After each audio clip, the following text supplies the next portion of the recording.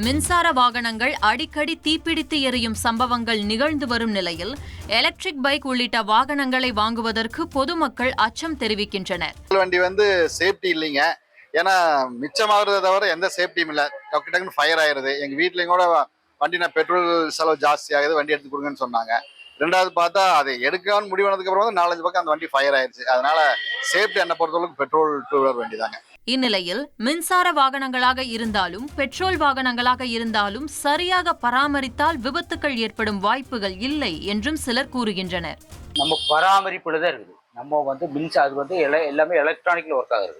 அதை கரெக்டாக மெயின்டைன் பண்ணிட்டு இருந்தா எந்த விபத்தும் வராது. என்ன பண்ணுவாங்கன்னா சில சமயங்க ஷார்ட் சர்க்யூட் ஆயிரும்.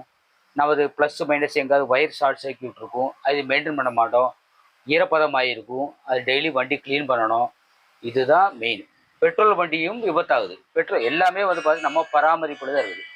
அலாவுதீன் நாட்டை காப்பாற்ற போராடும் சாமானிய இளைஞனின் சுவாரஸ்ய கதை தினமும் இரவு 8 மணிக்கு.